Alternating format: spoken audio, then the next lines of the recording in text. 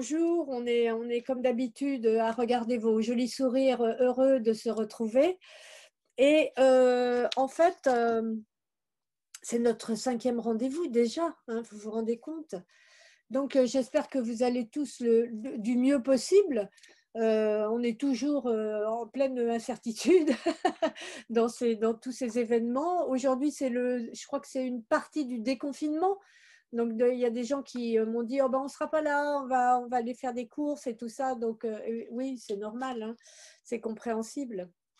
En tout cas, il y a quelque chose qui est important à laquelle j'ai pensé à propos de tous ces mouvements permanents dans lesquels nous sommes précipités. C'est la leçon, sans doute, que la vie tient vraiment à souligner en ce moment, à nous montrer pour que nous essayions de comprendre. Et cette leçon, elle porte un nom un petit peu mystérieux pour certains, c'est l'impermanence. En fait, l'impermanence, c'est simplement ce temps qui bouge sans arrêt et qui transforme donc toutes les choses, toutes les images, les situations, tout ce que nous pouvons traverser et qui bouscule terriblement nos habitudes. Alors, oui, la vie en ce moment est en train de nous montrer que son sens va dans ce sens-là. Son mouvement est l'impermanence, c'est-à-dire la transformation constante de tout ce qui nous arrive. Rien ne reste jamais en place, rien n'est jamais comme avant. Et pourtant, nous, avec nos esprits d'humains, nous voulons garder fixe les programmes que nous avons établis, les circonstances que nous trouvons heureuses. Nous ne voulons surtout pas qu'elles changent. Et quand elles sont malheureuses, eh bien, nous ne posons plus aucune question et la plupart du temps, nous restons fixés à ces circonstances malheureuses. Or, voilà, l'impermanence, c'est une très jolie leçon de la vie, une leçon essentielle et à laquelle nous devons vraiment adhérer. Nous devons comprendre que le principe même de la vie étant le changement, il n'y a pas tellement de choix. Nous devons nous adapter. Alors, qu'est-ce que c'est finalement que l'adaptation? Est-ce que ça veut dire tout accepter, même ce qui nous semble inacceptable? Eh bien, à cette réflexion-là, on peut dire quelque part oui et non. Alors, pourquoi oui? Parce qu'il y a des choses qui sont fondamentales et auxquelles nous ne pouvons rien. Nous ne pouvons absolument pas changer le temps qui passe sur toute chose. Nous ne pouvons pas changer l'état de vieillissement. Nous ne pouvons pas changer la mort avec son heure qui est inéluctable. On ne sait pas quand elle viendra, mais elle viendra. On ne peut pas intervertir les changements de saison, même si d'ailleurs, même si nous, en tant qu'êtres humains, on ne sait plus et on se plaît encore à bouleverser la Terre, ce qui fait qu'il y a des changements de saison qui ne sont pas toujours forcément heureux, ou en tout cas qui se font de plus en plus violents. Et si l'on tente de résister à ces changements inéluctables, eh bien, nous entrons dans la souffrance parce que, alors, au mieux, ça ne nous convient pas, ça nous contrarie un peu, mais au pire, si on va dans le pire, ça nous déstabilise complètement. Nous perdons nos repères et nos bases. Et la vie nous enseigne que finalement, les repères matériels que nous prenons, eh bien, ne servent pas à grand-chose, c'est qu'ils seront bousculés, ils seront changés, ils seront mis ailleurs, là où on ne les attend pas forcément, et c'est ça qui va être difficile pour nous. Donc, qu'est-ce que nous pouvons faire quand il est question donc de ce fameux mot qu'est l'adaptation, nous adapter? Eh bien, si nous n'avons pas le pouvoir de changer le temps qui passe et tout ce qui en résulte, nous bénéficions quand même d'un pouvoir, c'est de changer notre manière de voir, d'appréhender, de ressentir ces changements. Nous pouvons changer la manière dont nous vivons les changements, quels qu'ils soient. Et ça, que ces changements nous concernent personnellement ou qu'ils concernent le monde dans lequel nous vivons. Oui, il y a pour nous une manière de nous adapter qui n'est pas forcément d'agréer ce qui se passe, mais de nous adapter parce que la plupart du temps, nous ne pouvons rien faire d'autre. Donc, qu'est-ce que, très logiquement, il y a cette question qui suit ce qui vient d'être dit, c'est oui, comment, qu'est-ce que ça signifie s'adapter aux circonstances non désirées et non souhaitées?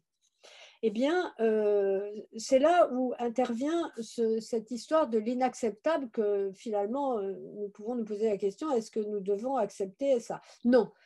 Alors, puisque non, qu'est-ce que ça veut dire? Eh bien, ça veut simplement dire que ne pas accepter les choses qui ne nous conviennent pas du tout, ça veut dire ne pas les cautionner, beaucoup plus que de se révolter d'une telle manière que ça place notre esprit, notre corps, notre vie dans un feu de colère qui va être préjudiciable pour nous et pour notre environnement.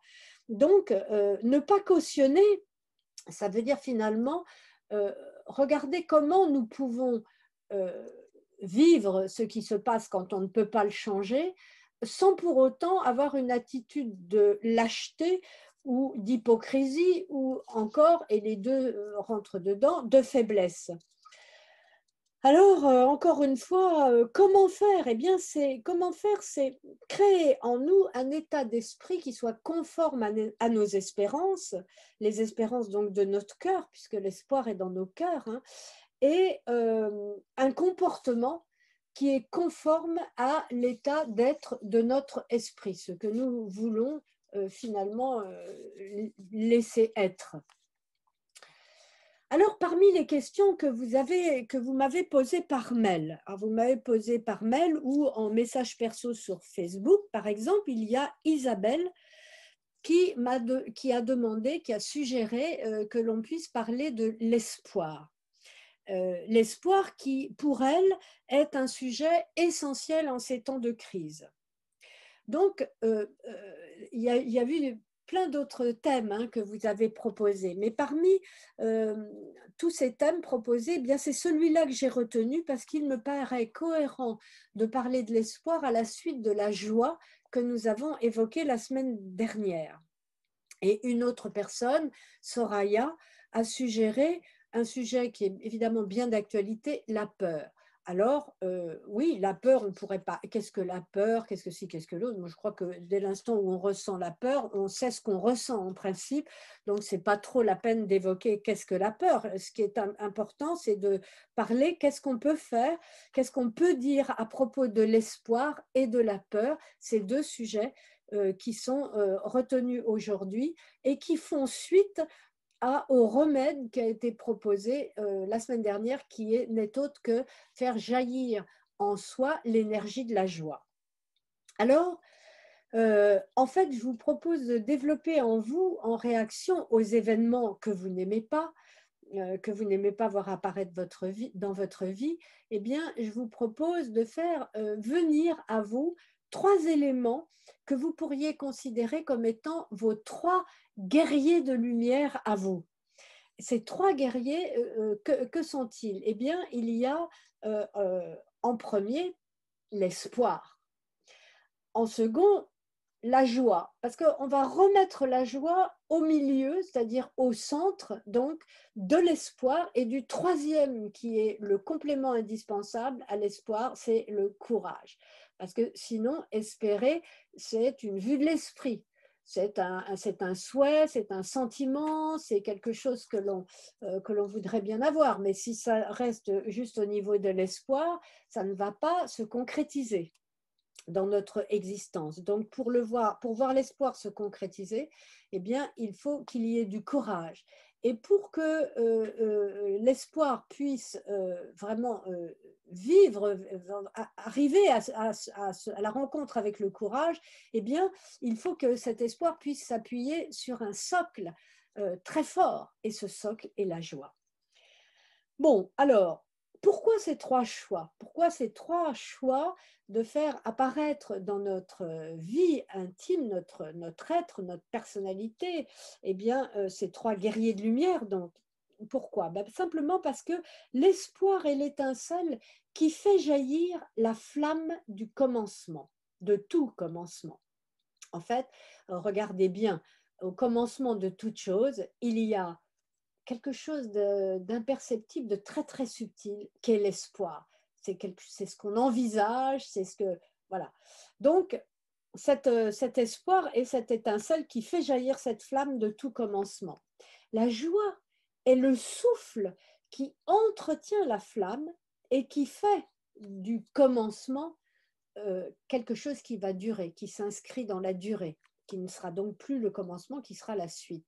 Parce que si on fait jaillir la flamme de l'espoir sans le souffle de la joie, la flamme ne va pas être une flamme, elle va rester une étincelle. Donc, ça ne va pas être intéressant.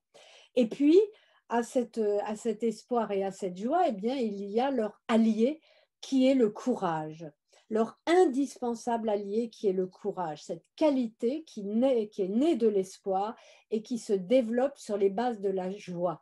Parce que s'il n'y a pas la force de la joie qui sous-tend donc le courage, qui le soutient même, eh bien, le courage va devenir quelque chose de difficile à appliquer. Même s'il est présent, ce que l'on va faire va paraître difficile, va paraître même à la longue insupportable. Donc, si la joie est là vraiment bien au centre et qu'elle demeure sur toutes les bases qu'on a déjà vues et toute la semaine dernière et que l'on verra tout le temps, parce que la joie, pour moi, c'est quelque chose d'indispensable qui doit régner dans nos cœurs, dans nos esprits, dans nos corps et dans nos vies, eh bien, là, ça va vraiment bien marcher. Donc, ces trois guerriers de lumière sont les trois forces dont nous avons besoin pour nous aider à nous adapter. Voilà encore le mot adaptation qui arrive et qui prend tout son sens. Nous adapter à quoi? Eh bien, à l'impermanence, c'est-à-dire au changement, sans faiblesse et sans arrogance. Ces trois êtres de lumière nous permettent, ces trois guerriers de lumière nous permettent d'être sans faiblesse, mais également sans arrogance. Parce que parfois, quand on place cette énergie volontaire dans nos actions, il se pourrait qu'il y ait un petit peu de colère, un petit peu d'emportement, un petit peu de choses revanchardes. Et alors, à ce moment-là, eh bien, ça devient de l'arrogance et ça n'est pas bien. Donc, la vie nous montre constamment qu'au travers de ses propres changements, les changements qu'elle nous propose, eh bien, nous pouvons lui faire confiance. Ça, c'est encore un grand point. Vous voyez qu'au travers de tout ce que nous partageons, il y a à chaque détour de phrases, de mots même, il y a un point important qu'il est bon d'inscrire. Je vois que certaines personnes prennent des notes et vous avez raison parce qu'après, eh bien, quand une question vous vient finalement à l'esprit, vous reprenez vos notes et vous voyez que la réponse a déjà été donnée. Encore une fois, quand on parle de la confiance que l'on peut porter à la vie, on se réfère à le plus évident, le plus simple, ce qui est là tout de suite devant nous, c'est la nature. La nature de la terre, la nature de la vie quand elle s'exprime au travers de tout ce que nous voyons, le ciel, le soleil, etc. Bon. Donc la nature nous donne la meilleure preuve de, notre possibilité de lui faire confiance par sa faculté de régénérescence.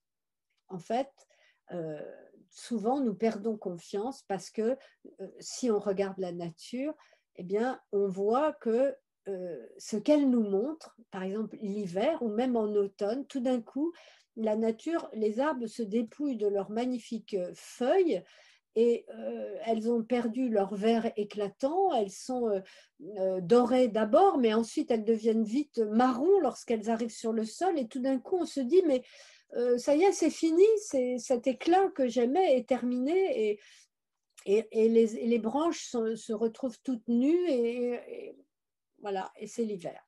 Eh bien, en fait, cet hiver prépare une nouvelle naissance. C'est exactement comme nous en ce moment. Regardez-nous, qu'est-ce que nous sommes en train de préparer en ce moment? Notre propre renaissance, la renaissance du monde, mais la renaissance de chacun d'entre nous. C'est la période de l'hiver, la période où justement nous avons le temps de nous rassembler, en tout cas nous le prenons, de nous rassembler, de nous rencontrer, de faire le point sur des sujets qui nous intéressent tous, qui nous concernent tous, et de voir ce que nous pouvons mettre en place maintenant, parce que c'est vraiment maintenant que nous construisons, pour que nous puissions, à une autre période, à un autre temps, qui va succéder à celui-là, et pour que nous puissions voir le printemps arriver avec de nouvelles possibilités, de nouvelles couleurs, de nouvelles lumières et nouvelles prises de position entre nous. Voilà. Donc, c'est la leçon que nous donne la vie au travers de la nature, cette leçon de la vie qui ne finit jamais.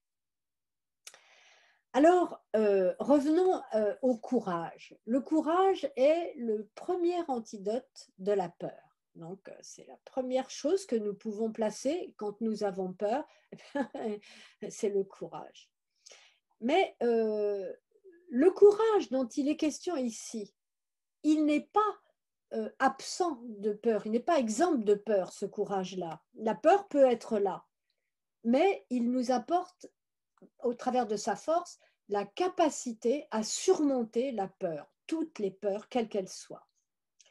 Donc, en résumé, l'espoir est un sentiment fragile, on le sait bien. C'est pour ça que dans beaucoup d'enseignements philosophiques et spirituels, il nous est parfois dit l'espoir, c'est pas la peine, n'ayez pas d'espoir, ne nourrissez pas d'espoir, c'est pas même vraiment pas juste parce que nous ne voulons pas rester dans les conditions dans lesquelles nous sommes. Et je pense à certains enseignements très profonds qui nous disent il faut même ne pas apprécier cette existence, ne pas apprécier la vie réellement, parce que si on aime trop la vie, alors on va produire un attachement, et cet attachement, c'est-à-dire exacerbation de nos sentiments, va amener un trop-plein d'émotions qui va nous rattacher d'une manière très très puissante à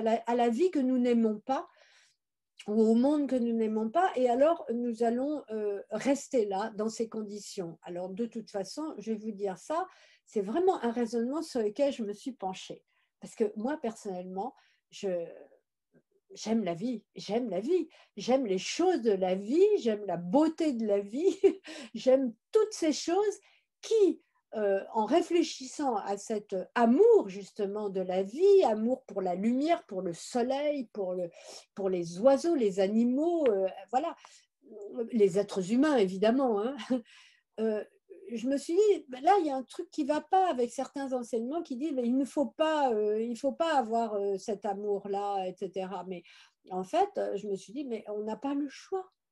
Parce qu'alors, si on ne nourrit pas cet amour pour la vie et tous les êtres, qu'est-ce qui se passe? On devient quelque chose de froid, une espèce de substance, notre substance humaine, elle devient froide, glacée même, elle se rigidifie, elle devient dure, donc elle devient contraire à la vie, comme on peut entendre la vie, c'est-à-dire la vie qui ne finit jamais.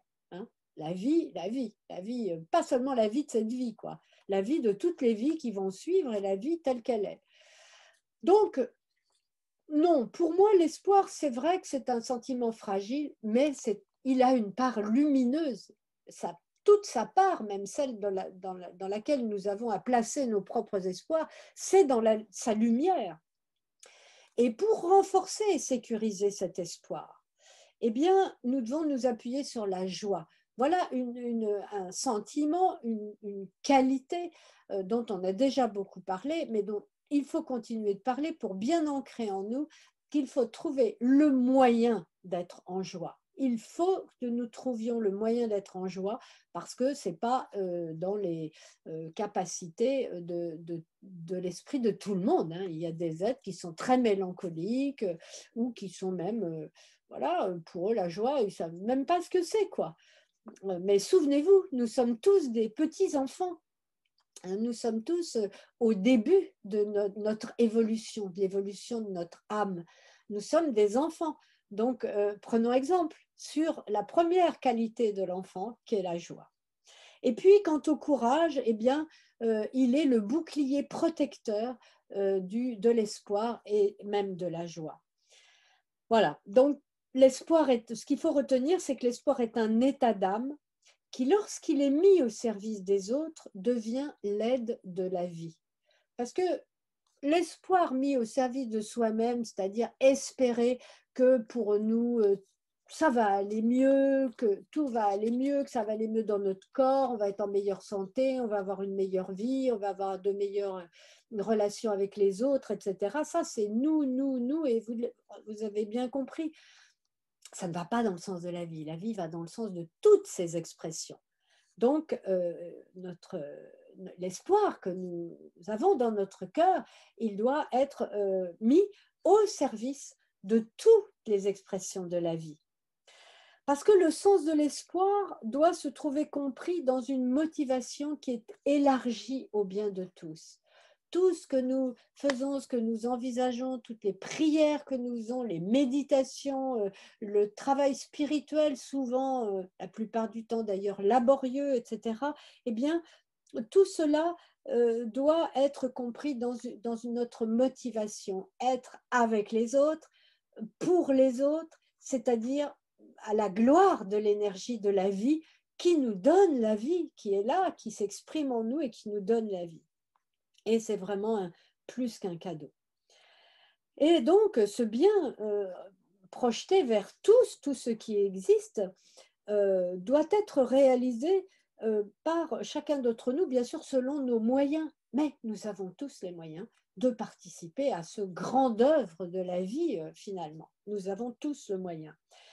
Et pour que ce moyen puisse vraiment être efficient, c'est-à-dire qu'il produise des choses bonnes, des choses visibles aussi, des choses tangibles, parce que vous avez bien compris que nous sommes en priorité un être spirituel, mais que nous avons choisi de nous incarner dans un corps physique, dans la matérialité. Nous avons choisi de descendre notre niveau vibratoire de l'âme pour arriver dans cette lourdeur de la vie telle qu'elle est maintenant, telle dans laquelle nous pouvons nous exprimer, et que les deux éléments spirituels et matériels doivent pouvoir s'unir, doivent pouvoir marcher ensemble et être heureux ensemble. Donc, il faut bien considérer que le courage est une volonté, hein, parce qu'il faut qu'il y ait de la volonté pour mettre en route ce courage, l'expression de ce courage, pour que vraiment il existe. Mais il est une volonté, mais il est une qualité aussi. Donc, le matériel et le spirituel vont bien ensemble avec le courage. Par exemple, parce que bla bla bla, mais les exemples concrets, c'est quoi? Eh bien, par exemple, en ce qui nous concerne directement, en ce moment, ce matin, ensemble, nous tous, nous sommes engagés dans la co-création d'un nouveau monde que nous souhaitons plus lumineux, plus pur, plus beau, plus aimable, plus humain, pour qu'il nous fasse du bien à tous. Et ce but, c'est notre but commun. Il ne peut donc évidemment pas se limiter à notre seule satisfaction individuelle, là, dans notre coin, même si notre coin est un coin doré, hein, c'est toujours un coin. Hein, c'est-à-dire tout ce qui nous concerne, en fait, c'est un coin qui est là, qui prend une toute petite place dans l'immensité de l'énergie de la vie. Donc, ouvrons ce coin, faisons de ce coin qui se relie à toutes nos références, tout ce que nous pensons, tout ce que nous sommes, tout ce que nous vivons, ouvrons ce coin et faisons de ce coin un espace dans lequel nous pouvons partager tout ce que nous avons à partager, même des trucs qui sont dans nos coins sombres. Nous pouvons les partager, nous devons même les partager. C'est le but de notre rencontre, de nos réunions. Donc, c'est notre projet collectif dans lequel s'inscrit le partage entre nous tous. Et c'est partage de quoi? Partage oui, des réflexions, partage de nos questions, partage de nos réponses, mais c'est surtout le partage du meilleur de nous-mêmes. Et ça, on ne devrait pas le laisser passer comme une phrase qui passe comme ça. Non, on devrait réfléchir cette semaine-là, avant samedi prochain, à qu'est-ce que le meilleur de nous-mêmes, en fait. Comment nous pouvons, vous savez, c'est toujours notre petit cahier avec une page et l'autre page à côté. Et sur une page, on marque, mais qu'est-ce que le meilleur de moi-même?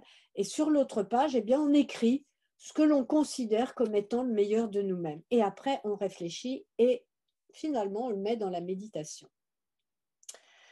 Donc, ce but commun que nous avons d'être les co-créateurs du nouveau monde que nous souhaitons, c'est bien notre espoir. Il est bien là, notre espoir. Mais pour qu'il se concrétise, nous devons cultiver la flamme de la joie et l'entretenir. Cette flamme de la joie qui est dans nos cœurs, nous devons la cultiver, mais la garder présente et disponible. Et lui donner, pour l'alimenter, cette flamme merveilleuse, la force du courage. Et la force du courage, elle est en notre esprit. Alors, elle passe par notre mental, qui discute toujours. Hein. On a l'habitude, hein, le discuteur, c'est notre mental. Il pose toujours des complications face à ce qu'on lui propose, qui est très simple, mais il aime discuter et on ne pourra pas empêcher ça. Donc, de toute façon, voilà. Alors, donc, le courage.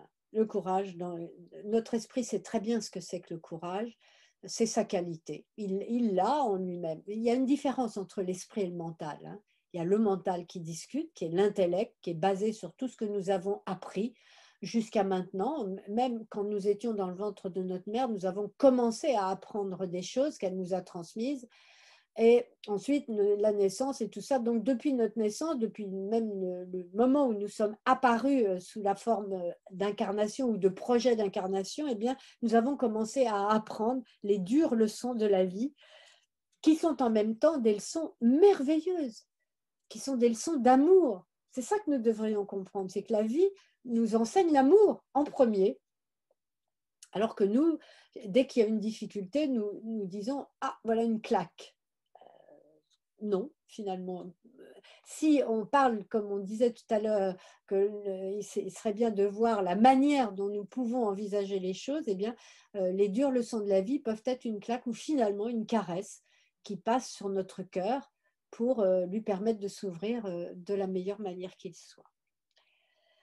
Donc, évidemment, croyons bien qu'il est très difficile de réaliser ce projet commun de transformation du nouveau monde et du monde et de nous-mêmes. Et c'est difficile de le réaliser tout seul, mais ça devient possible quand nous sommes ensemble. Voilà. Donc, n'oubliez pas que l'espoir est créateur. C'est un artiste aux multiples talents, un artiste que nous aimons et qui nous propose d'être notre allié. Alors, voilà, n'hésitons pas. Et d'ailleurs, à propos de ne pas hésiter, eh bien, si vous voulez, c'est le moment, je vous laisse écrire vos notes, donc je meuble un petit peu, c'est le moment d'entrer dans la méditation. Donc, vous savez qu'on n'entre pas dans la méditation comme on entre dans un magasin pour acheter quelque chose. Non, là, entrer dans la méditation, ça veut dire qu'il faut poser vos papiers, poser vos crayons, vous installer confortablement sans pour autant que ce confort vous amène dans une espèce de brouillard opaque qui ferait que vous n'êtes plus dans la méditation mais dans la torpeur. Donc au contraire, restez dans la lumière de votre être et ensemble, pratiquons la visualisation créatrice qui nous amène à la concentration méditative. qui nous amène à la réalité de nous-mêmes.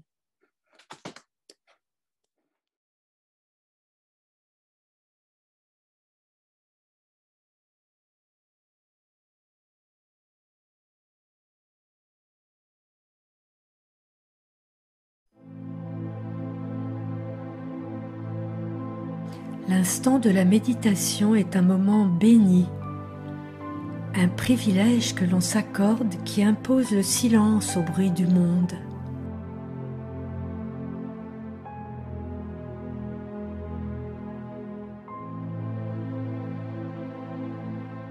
Ouvrir son esprit à la visualisation créatrice comme vous le faites maintenant, c'est vous libérer des contraintes de la matérialité au bénéfice de la rencontre avec une réalité cachée qui n'est autre que la part spirituelle de vous-même.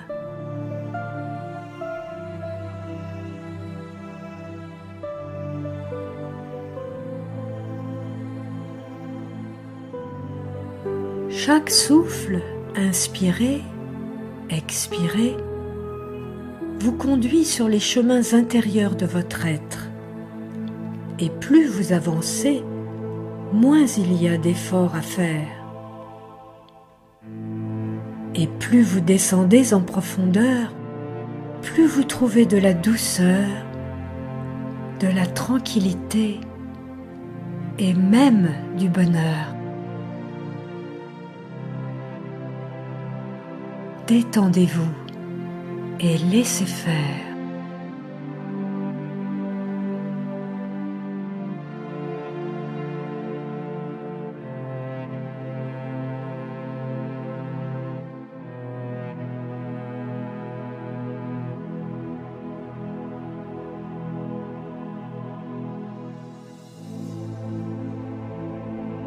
Quand la lumière de l'âme rejoint le cœur, la conscience sait qu'elle est reliée au meilleur d'elle-même. Portez votre attention à votre propre cœur et au monde intérieur qui l'entoure.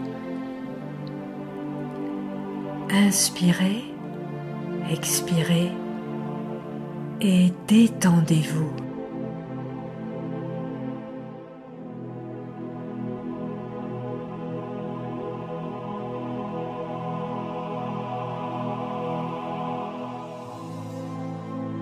Trois rayonnements lumineux jaillissent de toutes parts au centre de votre être. Le premier flot de lumière qui enveloppe votre cœur brille de tous les feux d'un soleil vert émeraude. C'est le cœur de l'espoir qui bat en votre cœur.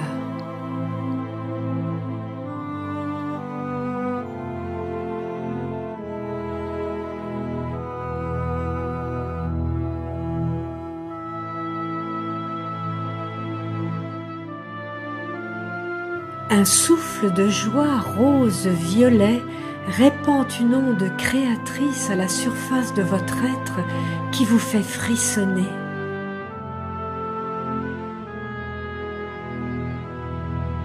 Et plus en profondeur, ce sont toutes les cellules de votre corps qui se trouvent concernées.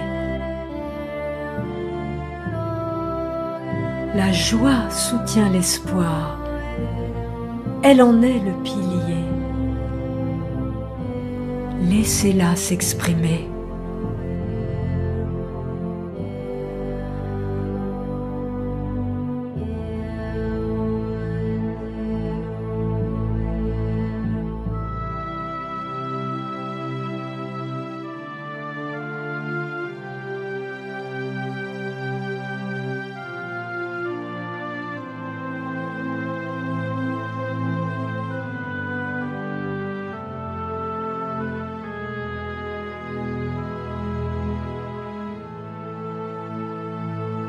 Comme l'aurore précède le miracle d'un jour nouveau, la force du courage s'éveille en vous dans l'éclat mordoré de sa vitalité.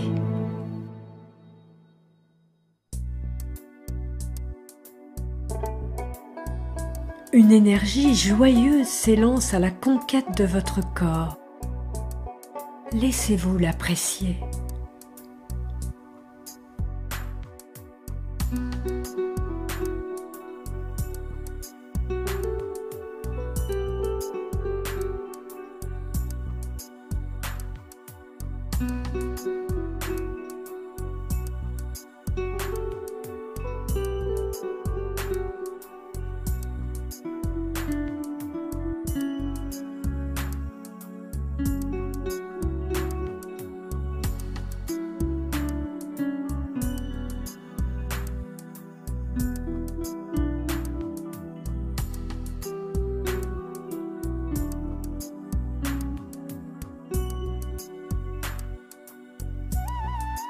Un courant doux et chaud monte de la plante de vos pieds qui donne à vos jambes l'envie de danser.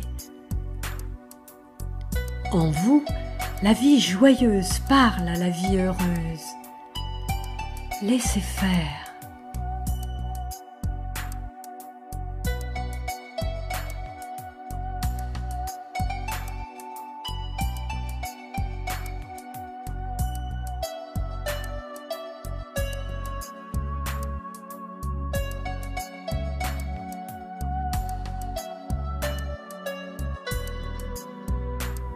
Votre dos se redresse, vos épaules se dégagent des anciennes contraintes. Acceptez de vous libérer.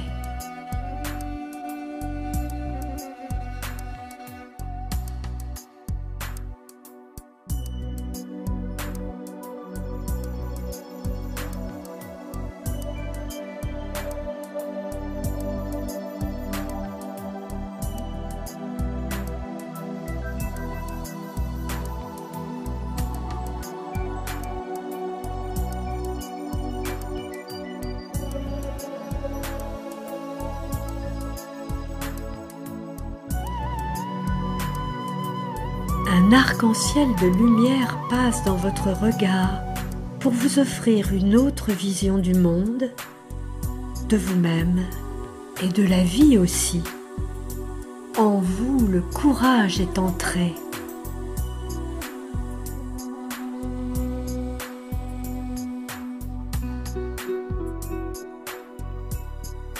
De l'étincelle créative jaillit de l'espoir. La joie en fait une flamme de force vive dont le courage s'empare pour vaincre vos difficultés.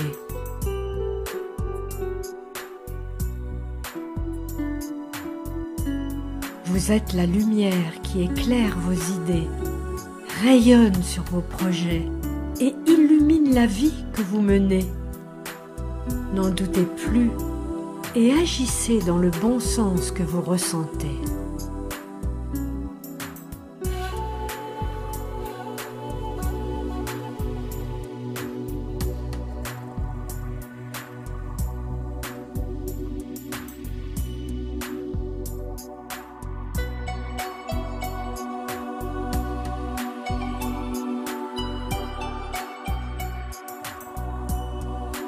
Quelque chose de précieux se passe en cet instant. Le but de votre mission sur la Terre vous est montré et pour vous y aider, 3 forces nouvelles en vous sont entrées. L'espoir, la joie et le courage.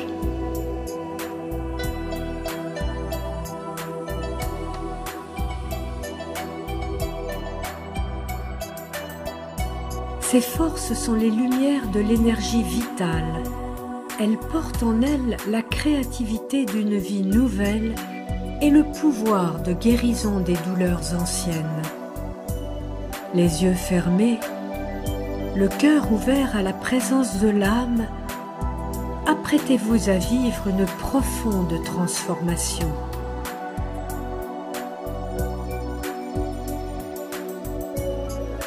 Votre corps se repose dans les bras du calme et votre esprit se baigne dans la lumière dorée de la conscience apaisée. Vos 3 nouveaux amis, l'espoir, la joie et le courage, effacent peu à peu les erreurs du passé. La vie nouvelle est arrivée.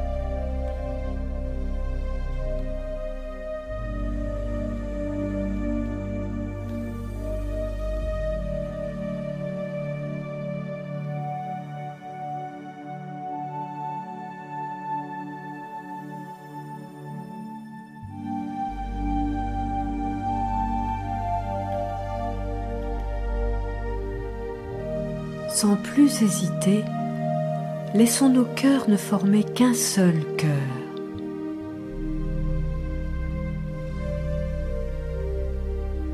Mentalement, prenons-nous par la main et dans cette étreinte d'amitié inconditionnelle, voyons-nous entourer la terre.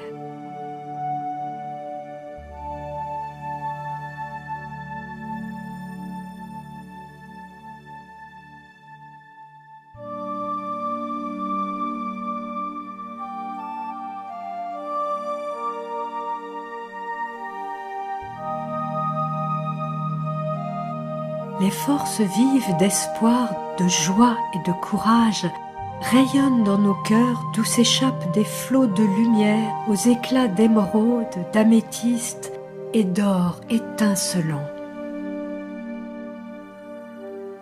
Ces lumières jaillissant de nos cœurs rejoignent l'aura de la terre, l'interpénètrent et la bénissent.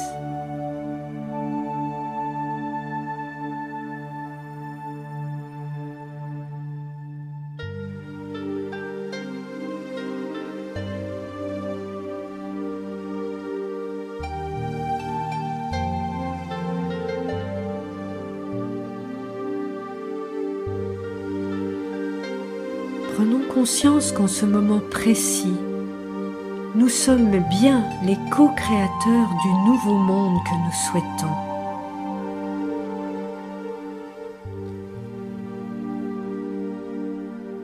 Amour et paix pour tous les êtres.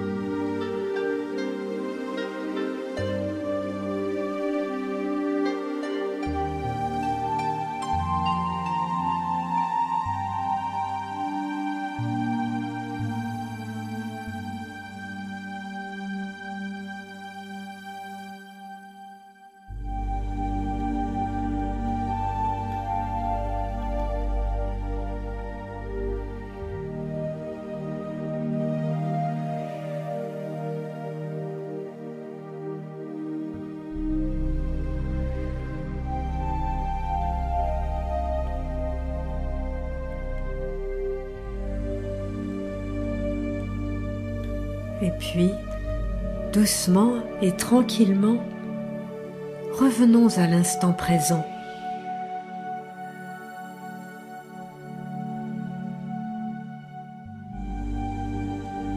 Être ensemble est bien la mission que nous sommes venus accomplir sur la terre. Puissions-nous en être dignes et parvenir en nous améliorant à être bénéfiques à l'énergie de la vie, tous ensemble.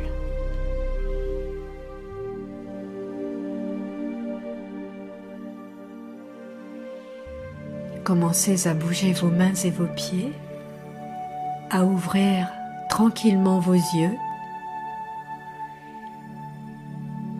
La méditation a pris fin, mais l'alliance que nous formons entoure la terre.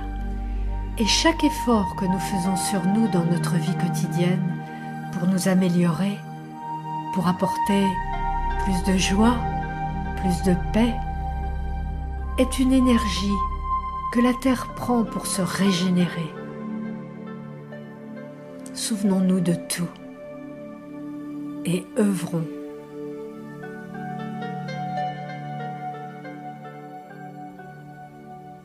Et maintenant, revenons à nos conversations, à notre instant de partage.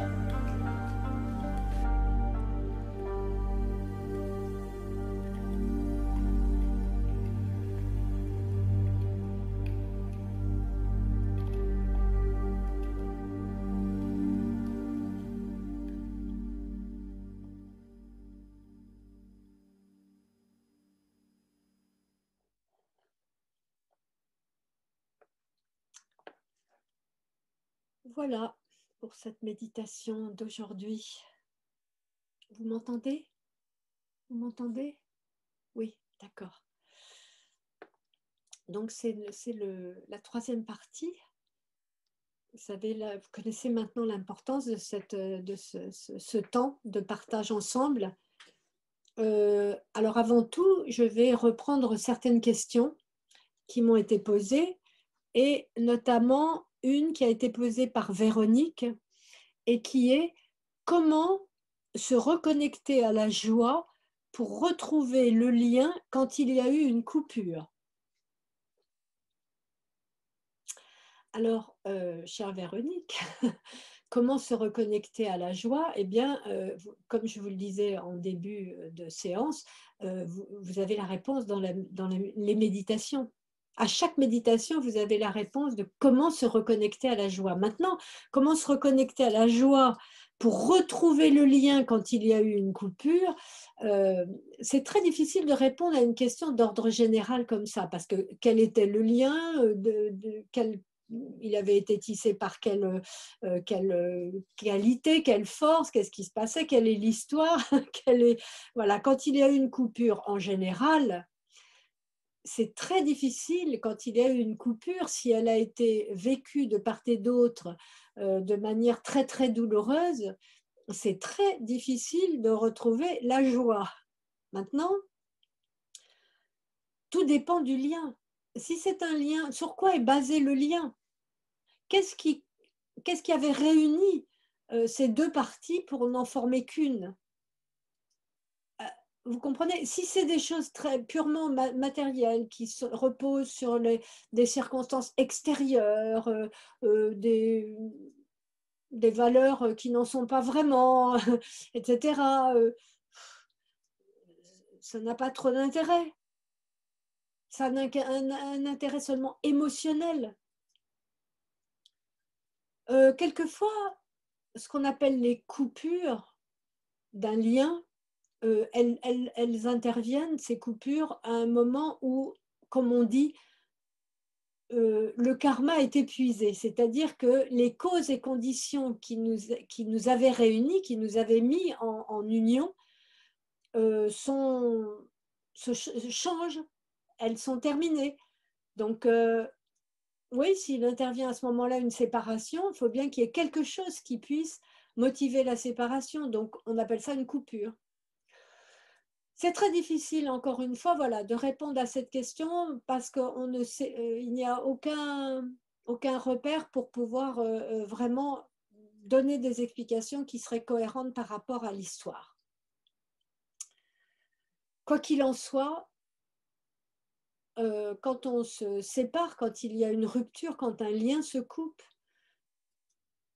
c'est parfois, et la plupart du temps, difficile d'exprimer la joie, mais la joie dont nous parlons, vous avez compris, ce n'est pas des éclats de rire. Les éclats de rire peuvent intervenir, mais ce n'est pas ça. C'est une joie intérieure, c'est-à-dire c'est une joie qui est reliée totalement à la paix.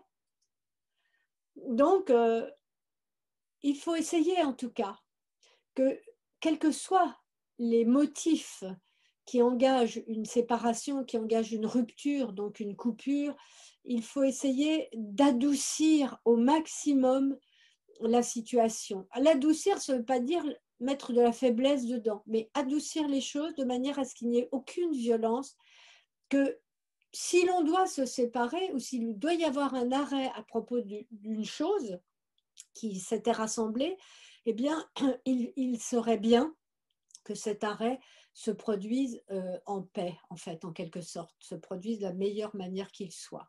Alors, généralement, ça ne se passe pas des deux côtés, mais déjà, si ça se passe d'un côté, ce côté-là a la possibilité d'apporter, de transmettre, en tout cas, même d'une manière non verbale, de transmettre des forces d'apaisement dans la souffrance. Maintenant, vous le savez, nous ne sommes pas dans un monde paradisiaque, donc forcément, nous rencontrons la souffrance, forcément. Donc voilà, j'ai essayé de répondre le mieux possible à cette question, mais comme je vous l'ai dit, sans connaître les tenants, les aboutissants, la consistance du lien, donc c'est difficile de répondre. Voilà. En tout cas, voilà, Isabelle. Véronique, pas Isabelle. Maintenant, Claudie Chevet. Claudie vous avez relevé que dans le troisième rendez-vous Zoom que nous avons fait, j'avais dit diviser, c'est grave. Diviser, c'est très, très grave. Alors, vous me posez la question, Claudie, en me disant, est-ce que prendre position, donner son avis, c'est déjà diviser? Ça, c'est une question. Et comment au quotidien être sûr de ne pas diviser? Alors, en fait, ce que je peux vous répondre, c'est que diviser sous-tend une intention ou pas. Mais s'il y a une intention de division, alors effectivement, c'est grave. S'il y a une intention de division, diviser, ça veut dire quelque part séparer des éléments dont on n'a pas forcément à se mêler, même si on a quelque chose à voir avec. Donc, vous savez bien cette fameuse formule de Catherine de Médicis, diviser pour régner. Donc, diviser, ça engage des comportements qui ne sont pas bons, qui ne sont pas bénéfiques, qui ne sont pas d'essence bonne. Par conséquent, si on cherche à diviser pour régner ou par satisfaction, par méchanceté ou par cruauté ou par enfin vraiment toutes ces choses, alors on comprend très très bien que c'est totalement négatif et qu'effectivement ça devient très très grave. Maintenant, quelquefois, une division peut se produire sans qu'il y ait eu une intention de provoquer cette division. Et alors à ce moment-là, ce sont des choses qui se produisent naturellement. Si ça se produit naturellement, oui, on peut appeler ça une division, mais ce n'est pas du fait de la provocation de quelqu'un. Donc à ce moment-là, ça n'a pas du tout cette qualification de gravité. C'est simplement les choses se produisent parce qu'elles doivent se produire et qu'il advient des circonstances, des choses qui font qu'une division peut avoir lieu parce qu'une personne face à l'autre peut comprendre certaines choses et elle n'a plus avoir envie de les partager ou autre. Enfin, quantité de choses. Donc, évidemment, par exemple, dire du mal de quelqu'un à quelqu'un d'autre, transmettre du mal, des jugements mauvais, négatifs, c'est-à-dire apporter dans l'esprit de quelqu'un une vision très négative de quelqu'un d'autre, ça s'appelle diviser. Alors, comment au quotidien être sûr de ne pas diviser? Eh bien, déjà, ne jamais dire du mal de quiconque. Comme ça, on est sûr de ne pas diviser, vous voyez, de cette manière qui est la plus fréquente. Donc, pas de médisance, pas de calomnie, voilà. Quelquefois, on est amené à vivre une situation et de notre fait, ce vécu-là porte une opprobre sur la personne en face. Mais ça, c'est notre manière de voir les choses, c'est notre manière de ressentir ce qui se passe entre une personne et une autre. Ce n'est pas forcément juste. C'est notre manière d'appréhender les choses, vous comprenez? Donc après, aller euh, exposer une situation qui est la nôtre profonde, l'exposer à l'extérieur, forcément, c'est négatif, parce que c'est juste notre façon de voir. On voit une situation comme ça, et finalement, elle n'est peut-être pas du tout comme ça. Donc, il faut faire attention à ses pensées, ses paroles et ses actes. Voilà pour cette question, Claudie. Et puis, donc, voilà, l'espoir, la peur, ben, ça a été traité.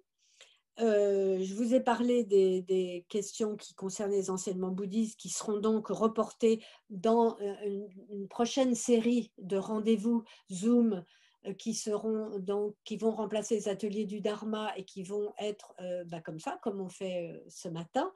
Et à ce moment-là, ce seront des questions qui traiteront de l'étude du bouddhisme. Et puis, il y a d'autres questions que vous m'aviez également posées que je réserve à la fois suivante parce que là, j'aimerais vous entendre. J'aimerais que l'on puisse ensemble maintenant discuter de ce dont vous avez envie de discuter. Donc, Pascal est parti. Je ne sais pas, vous avez vos micros? Non, vous n'avez pas vos micros.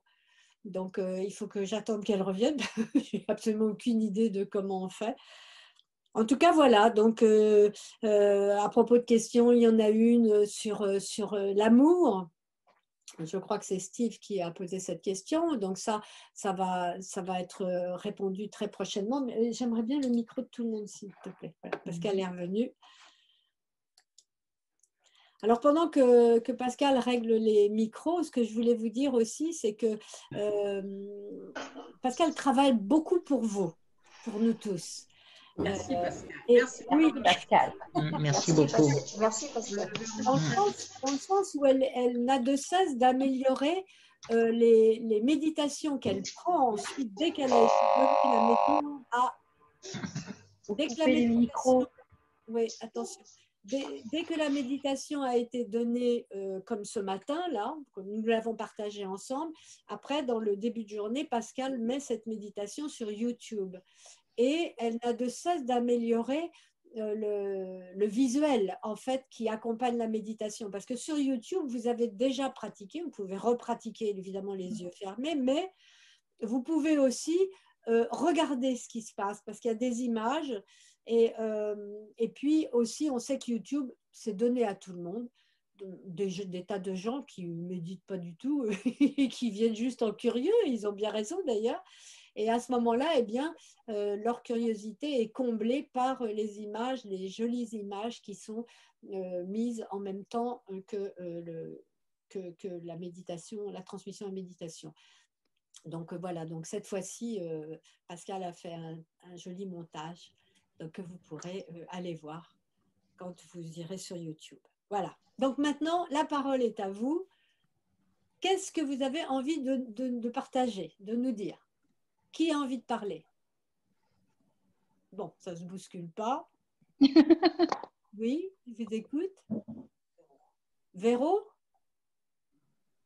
Je vous écoute. Hein. Je voudrais dire une chose. Oui. Je ressens énormément d'émotions. Oui. Encore plus cette fois-ci. Et parlez bien devant votre micro. Qui parle? C'est Véro? Catherine. Non, c'est Catherine. Catherine. D'accord. Exprimer que j'ai jamais eu autant d'émotions devant une de ces réunions qu'aujourd'hui. Pourquoi je ne sais pas. C'est simplement, je voulais le dire. Le partager. D'accord, Catherine. Merci. Merci beaucoup.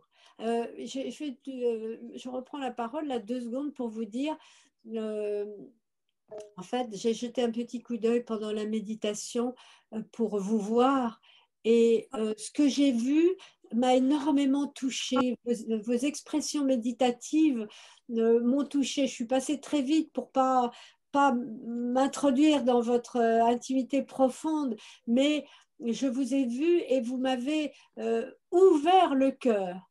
Voilà, donc je voulais vous remercier. Davina, on est contente parce que d'habitude c'est toi qui nous ouvre le cœur. Alors là, c'est le contraire, c'est formidable. Et ben voilà, ça prouve bien que ça marche notre histoire d'être ensemble. Oui. Ben oui. Oui. Sinon, est-ce que vous avez quelque chose d'autre à dire, un autre sujet dont vous voulez parler, quelqu'un? On a du temps, vous savez, c'est très important quand c'est quelqu'un d'autre que moi qui vous parle parce que c'est le but de notre rencontre, c'est le but. Chacun a quelque chose qu'il pense en ce moment même. Allez-y, lâchez prise avec la rumination trop intellectuelle, si vous voulez. Oui, Corinne. On ne t'entend pas, Corinne. Toujours pas. Il faut ouvrir le micro, Corinne. Est-ce que vous avez vos micros ouverts? Est-ce que quelqu'un peut parler? Non, les micros sont fermés. Ça y est, c'est ouvert. Moi, j'ai le micro ouvert. Bon, Corinne, vous voulez parler, mais le micro n'est pas ouvert. Donc, qui a un micro ouvert qui voudrait parler? Si je peux me permettre, Davina? Oui. Eric. Qui? Eric. Eric. Voilà. Moi, ce que j'ai entendu tout à l'heure m'a beaucoup plu, bien sûr, mais ce que je voudrais dire aussi, rajouter, c'est qu'il faudrait envisager aussi l'aspect des illusions qu'on peut avoir et qui peuvent provoquer la peur, qui peuvent provoquer aussi le fait qu'on n'a pas une appréhension dans le sens de appréhender quelque chose de la réalité, parce qu'il y a bien souvent des peurs qui ne sont pas justifiées. Oui. Il faudrait peut-être développer davantage ce sujet-là parce que je pense que beaucoup de personnes en ce moment ont des peurs infondées par rapport à une réalité qui est en ce moment un peu dure. Et ça mériterait d'être développé avec des enseignements, au travers d'enseignements et au travers de certains discours. Merci, Davina.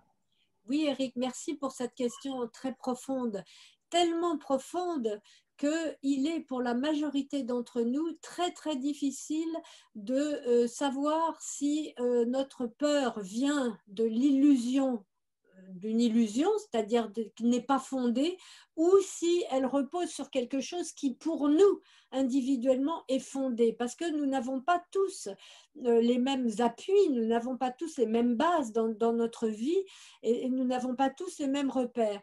Dans notre cerveau, il y a une région de protection qui est à l'arrière de notre tête, et cette région de protection, depuis que que notre conscience s'est éveillée à la vie, eh bien, elle a sélectionné des éléments qui font que maintenant, d'une manière instinctive même, nous réagissons par rapport aux événements qui se produisent dans notre vie. Donc, ça c'est très difficile de faire la part des choses. Et les enseignements, qu'ils soient philosophiques ou spirituels, nous permettent effectivement, au bout d'un moment, d'un temps plus ou moins long d'ailleurs, d'absorption, de compréhension, nous permettent de mieux nous comprendre. Et il y a quelque chose, Eric, et j'espère que vous êtes d'accord avec ça, puisque vous êtes là d'ailleurs, il y a quelque chose qui est très important. Que se passe-t-il quand une personne va faire une analyse de son propre psychisme pour pouvoir comprendre la situation dans laquelle elle est? Que se passe-t-il? Eh bien, remarquez bien que la première chose qui est demandée à cette personne, c'est de s'exprimer verbalement.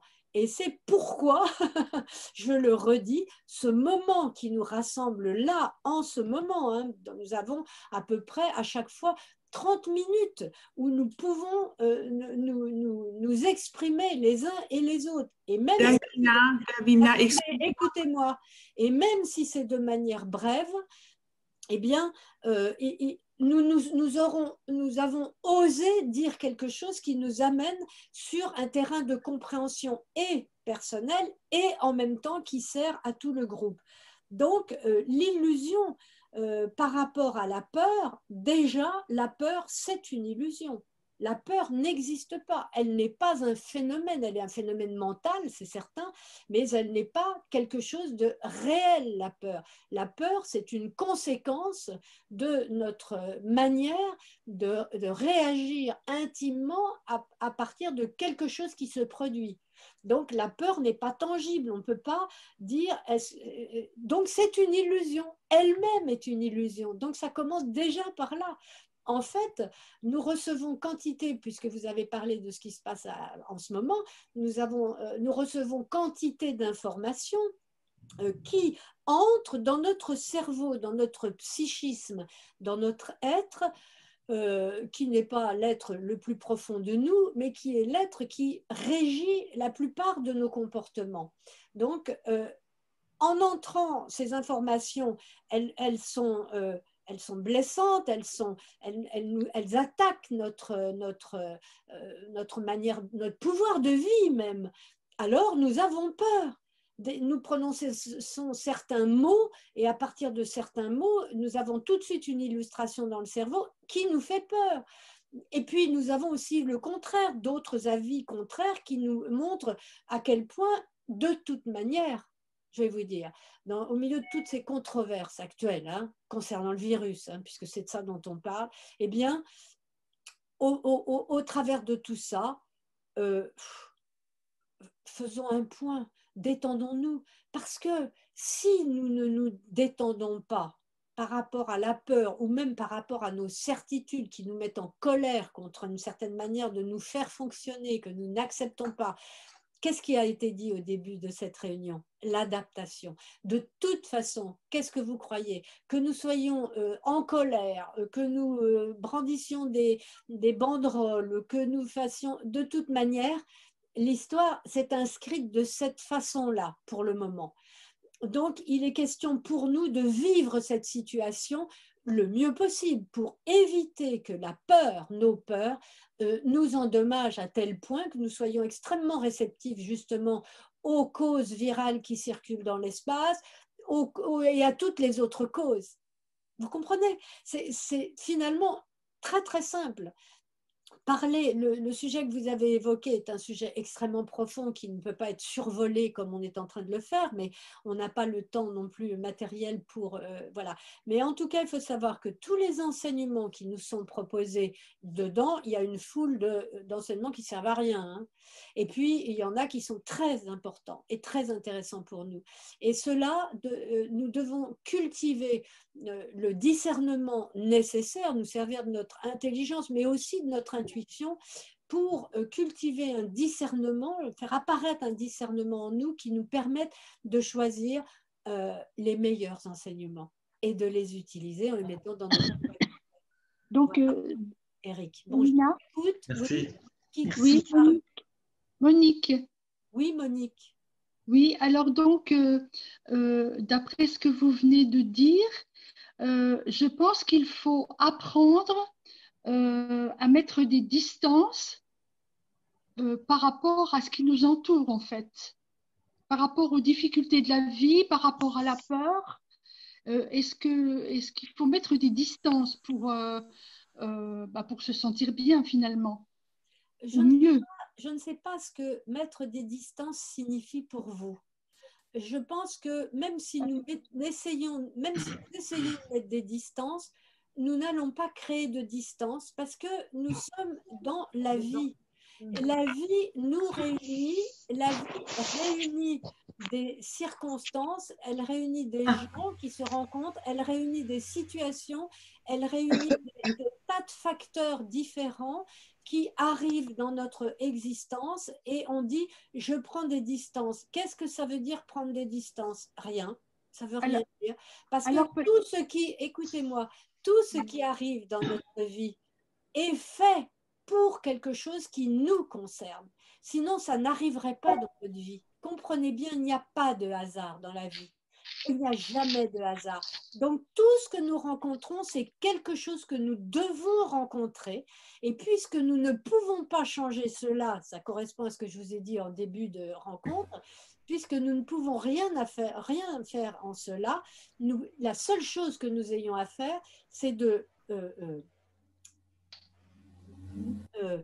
faire très attention à la manière dont nous rencontrons les événements et la manière dont nous les recevons et de la manière dont nous réagissons. Et évidemment, ce que nous souhaitons pour être bien, comme c'est ce que vous venez de dire, qu'est-ce qu'il faut faire pour être bien?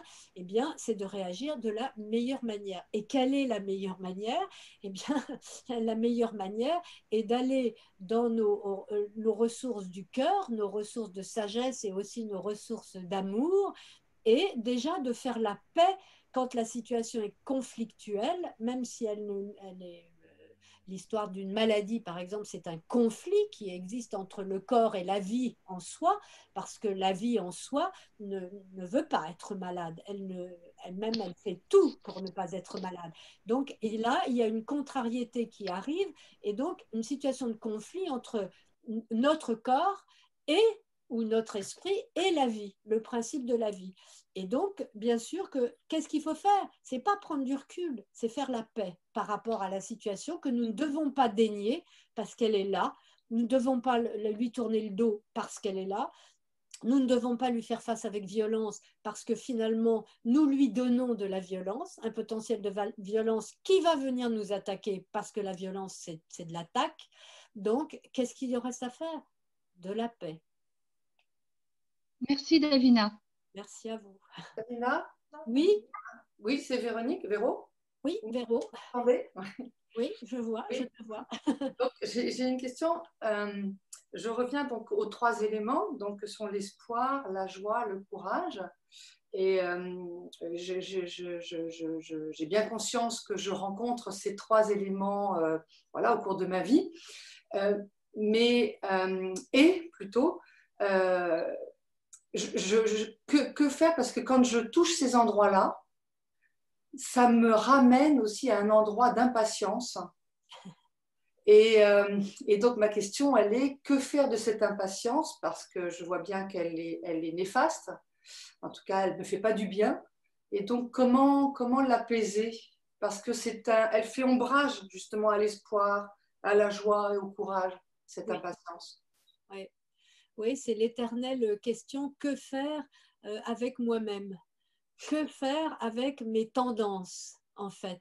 Il y a des personnes très patientes et il y a des personnes très impatientes. Et c'est une tendance inhérente à la personnalité. Et quand on veut, déjà, quand on a la lucidité comme vous, Véro, de dire, bah, tiens, je relève chez moi quelque chose qui m'est préjudiciable, que j'aime pas parce que ça me gêne finalement, pour plein d'autres choses. Et là, en l'occurrence, c'est l'impatience. Que faire? Impatience, il faut juste vous supprimer les 2 premières lettres.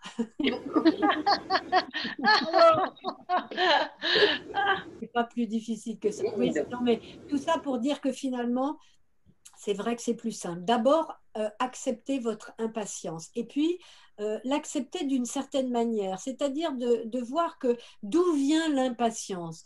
Elle vient d'une volonté du mental qui n'est autre que l'ego.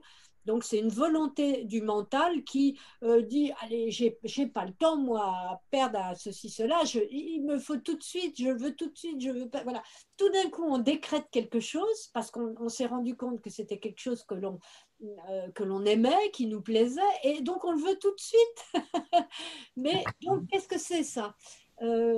Ça, c'est la manière dont réagissent les petits-enfants. Oui. Donc, notre impatience, elle fait partie d'un état d'être de petit enfant qui est notre ego. Et vous savez, j'ai souvent cette idée que je me suis donnée à moi-même. Dites-vous bien, j'ai beaucoup d'impatience également en moi.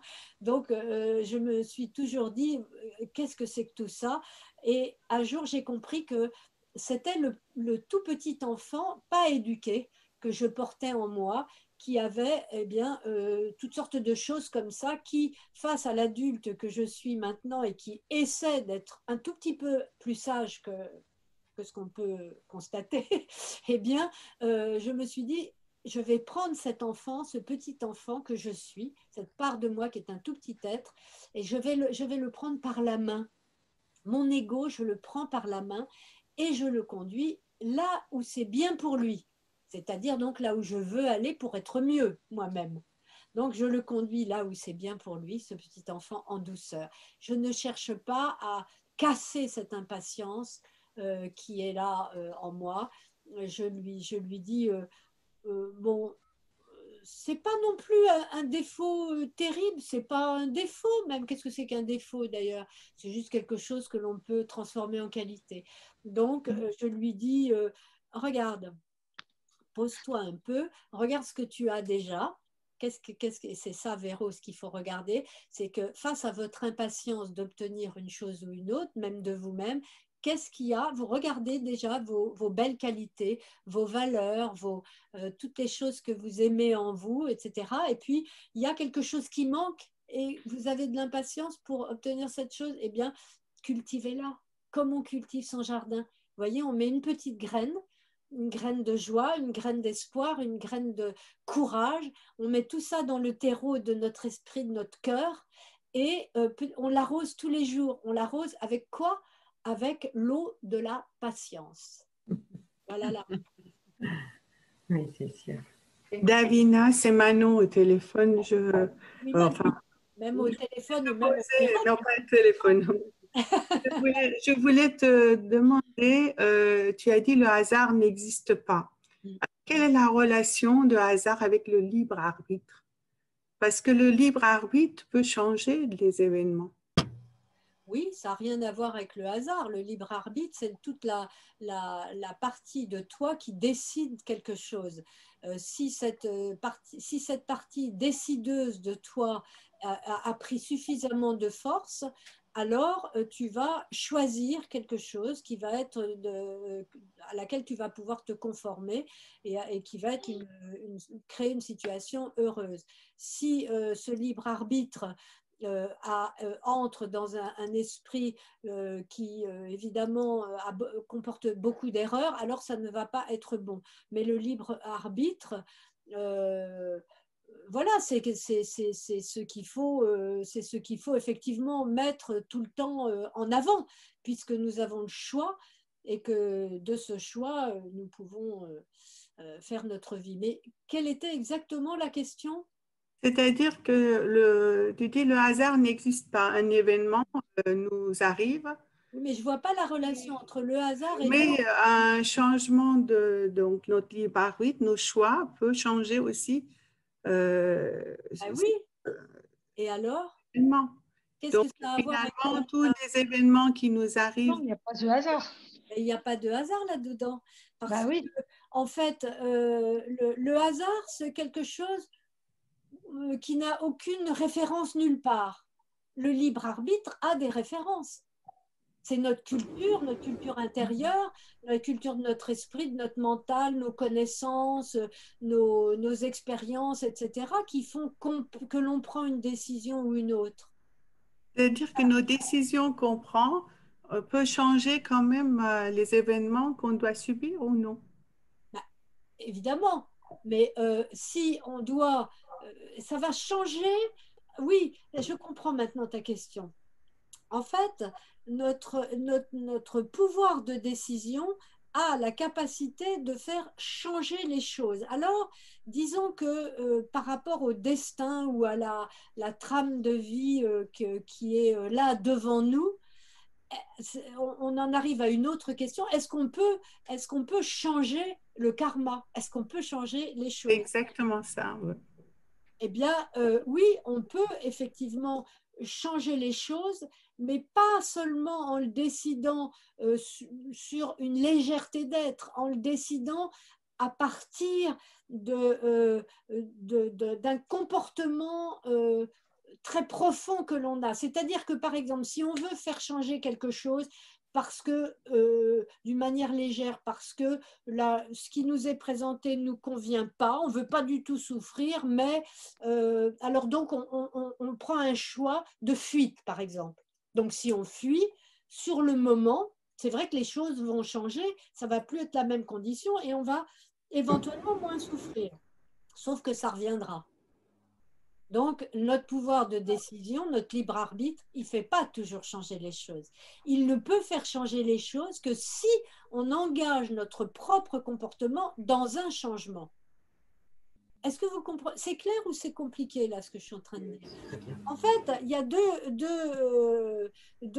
choses qui se présentent. Il y a une situation que l'on ne veut pas vivre parce qu'elle nous rend malheureuse. Et face à cette difficulté, on dit, je ne veux pas vivre ça, donc je m'en vais, je sors de ces conditions-là. Je déménage, je quitte la ville, je quitte mon mari, je quitte ceci, je quitte cela, où je dénie la difficulté, je ne la vois pas, elle existe quand même, mais je ne veux pas la voir, je contourne l'histoire, etc. Sur le moment, je prends un autre exemple, ou alors par exemple, tiens, j'ai des problèmes récurrents dans ma vie, je tombe dans l'alcool, ou je fume, ou je prends quelque chose, me gave, je prends des pâtisseries à longueur de temps, je prends quelque chose, donc c'est la fuite. Vous comprenez? Donc là, les choses ne vont pas changer, elles vont changer temporairement. Oui, parce qu'il y aura un plaisir qui est mis sur une souffrance et un plaisir sur le moment où prévaudra la souffrance, mais tôt ou tard, la souffrance reviendra. Par contre, si devant une difficulté, quelque chose que l'on veut vraiment, dont on ne veut plus, alors on décide quelque chose qui est de l'ordre de l'engagement de soi-même à faire que le quelque chose qui ne nous plaît pas change. Est-ce que vous voyez ce que je veux dire? C'est le but de notre rencontre. Si nous ne changeons pas nous-mêmes, nous ne pouvons rien faire changer, autrement dit. L'histoire n'est pas de question de hasard. Notre libre arbitre, il n'a aucune force si nous ne nous mettons pas corps, âme, esprit dans la situation dans laquelle nous voulons être. C'est ça le libre arbitre. Non, Manu, je vois que tu n'es pas d'accord du tout. De toute façon, le libre arbitre n'est pas un comportement, c'est une modalité de pensée. Donc, Non, oui, mais qui induit forcément des comportements. Voilà, il faut que ça s'applique après, par les Et comportements. donc, c'est ce que je viens de dire. Donc, il faut que ça s'applique après. Et pour que ça s'applique, qu'on se rende compte, je suis allée plus loin que ta question, Manu, est-ce que ça va faire changer les choses? Ben, pour que ça fasse changer les choses dans le sens dans lequel nous voulons que ça change, il faut que nous-mêmes correspondions au changement que nous souhaitons. Oui, ah ben...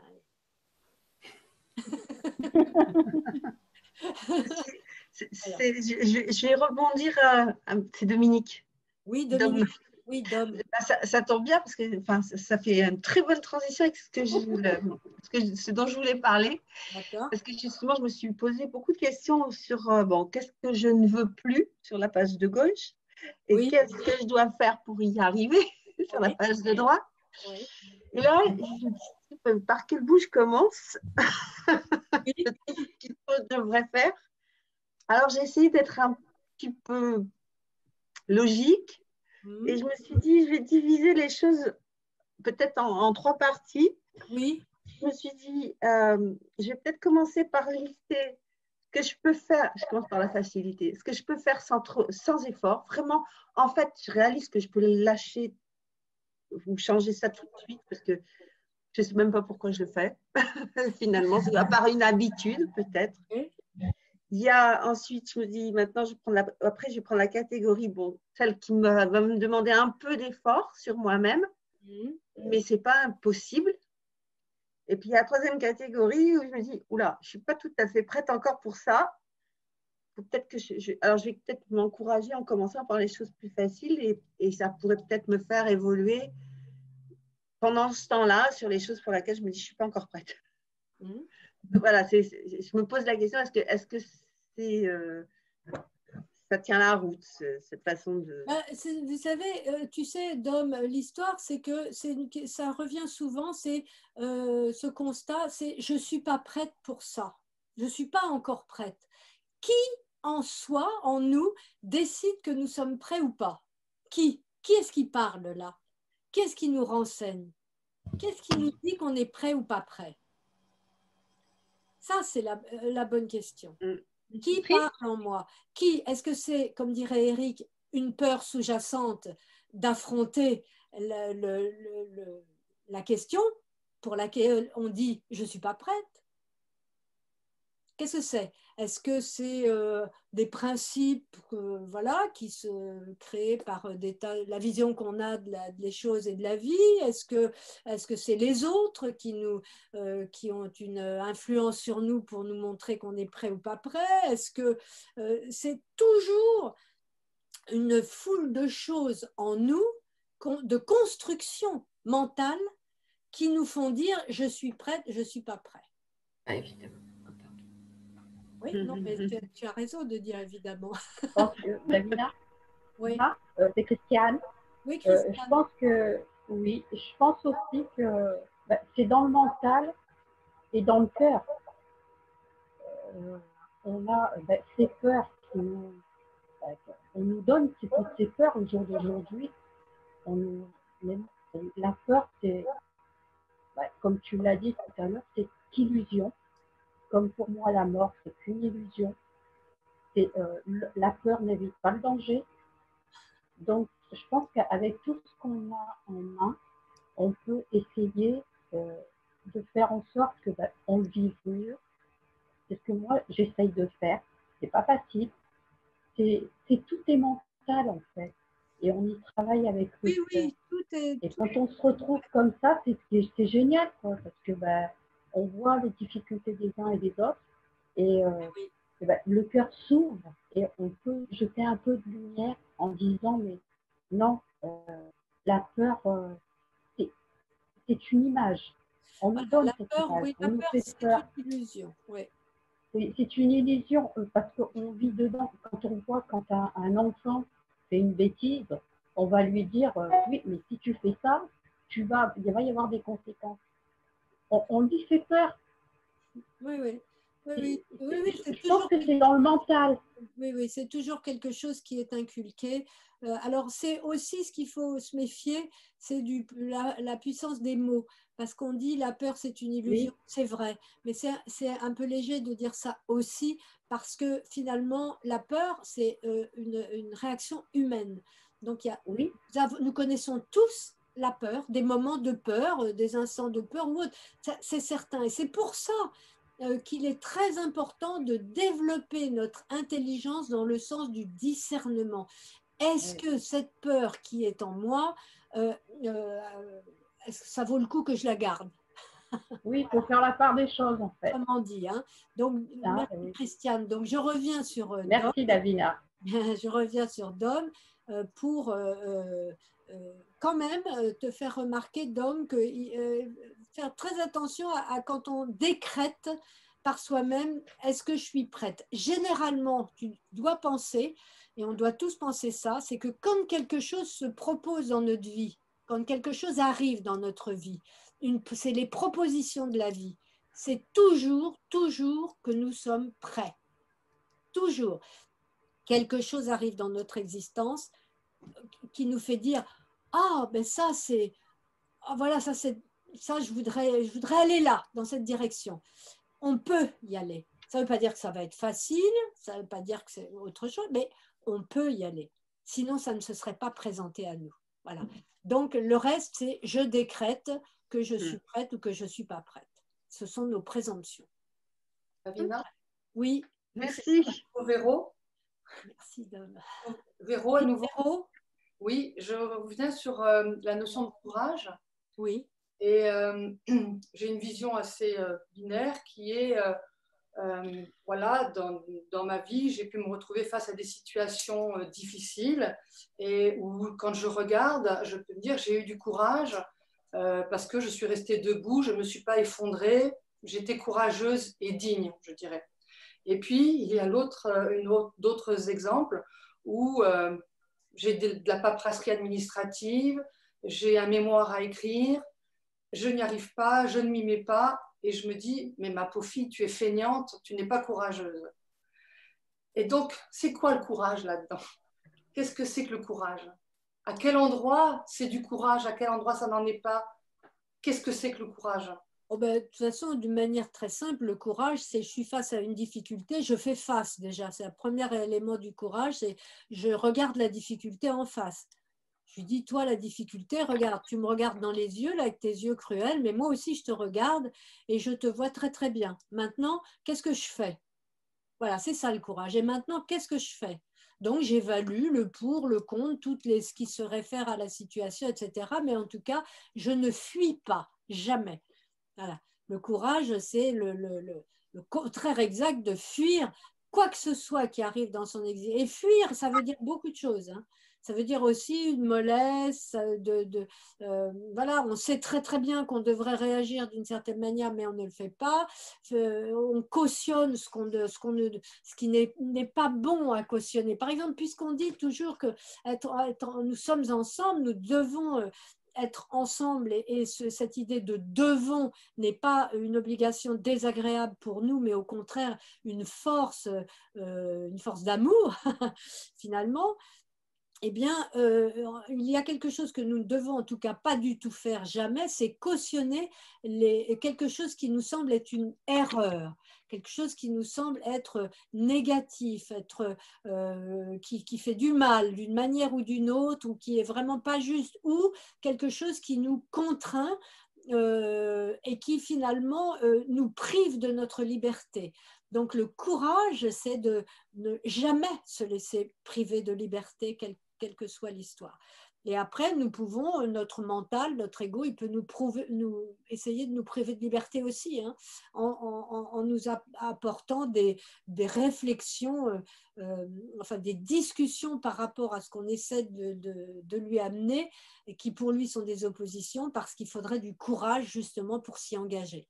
Le courage, c'est une force vive qui est belle, qui est claire, qui a les yeux ouverts sur la réalité, quelle que soit la réalité, et toutes les réalités. Le courage, c'est le cœur aussi, qui est complètement ouvert à l'énergie de la vie, et pas du tout, qui ne se sclérose pas derrière toutes sortes de réflexions disant oui mais non parce que, ou qui trouvent des réflexions, des sujets pour se dire bah, j'ai raison de ne pas faire ça, c'est-à-dire j'ai raison de ne pas faire ça finalement. Voilà. Donc, ça voudrait dire que le courage nécessite de prendre des décisions? Ah ben, de toute façon, oui, le courage nécessite de prendre des décisions, toujours, hein. Le courage, c'est, je me suis confrontée à une difficulté, quelle qu'elle soit c'est une difficulté, jamais il faut la reléguer, la couvrir. Il ne faut jamais l'enterrer. Il ne faut jamais la mettre quelque part où, soi-disant, on ne la voit plus. Parce qu'elle va se nourrir en dessous, et tôt ou tard, elle va rejaillir bien plus fort encore, avec des arguments et une puissance bien plus conséquente. Donc le courage, c'est se mettre devant la difficulté, prendre une décision qui, selon nous, alors après elle sera bonne ou pas bonne, hein, mais qui, selon nous, va permettre de retirer cette difficulté, de la transformer en quelque chose une voie libre. Voilà, une voie libre. Merci. Davina, oui. C'est Monique. Oui, donc, oui. Dans le courage, il n'y a pas de place pour le doute. C'est une question. Alors, en général, quand on prend une décision, c'est qu'il n'y a pas de doute. D'accord. Quand on s'engage dans une voie, c'est qu'il n'y a plus de doute. Si on veut s'engager vraiment et être libre dans la voie, il ne faut plus qu'il y ait de doute. Tant qu'il y a un doute, c'est-à-dire qu'il y a un problème. Le doute, c'est un problème. Le doute, c'est comme la peur aussi, hein. C'est aussi beaucoup d'illusions, hein. Mais quelquefois, c'est bien fondé. C'est pour ça que le doute, c'est à double tranchant. Le doute, c'est quelque chose qui est bien et c'est quelque chose qui n'est pas bien. Ça dépend de quel est le doute. C'est toujours pareil. Toutes les questions que l'on peut poser se rattachent toujours à notre histoire, en fait. Et quelle est notre histoire, quoi? C'est ça. C'est pour ça que le coup du cahier avec la page de gauche, qui est le problème qui survient, qui est soi-disant extérieur à nous, et la page de droite qui est nous. Qu'est-ce qu'on fait, comment on est, qu'est-ce qu'on réagit, quel est le lien entre ce qui nous est présenté et notre manière de réagir et ce qui va être, donc quel est le lien? Parce que c'est le lien que nous faisons avec ce qui vient, soi-disant, je dis bien, de l'extérieur, et qui est une proposition, et la manière dont on va réagir à cette proposition qui va créer le lien. Et le lien va nous lier à l'histoire. Voilà. D'accord. Merci, Davina. Voilà. Donc, j'aimerais revenir un instant sur la peur, si possible. Eh bien, oui, mais alors un instant. C'est très bref. Parce que notre temps est... Voilà. Donc, en fait, une personne m'a dit, maintenant, c'est lorsque je ne porte pas le masque que j'ai très peur. Moi, cette histoire de masque, excusez-moi, mais elle me fait rire. Mais bon, ouais. Oui. Donc, oui, elle t'a dit ça, Catherine.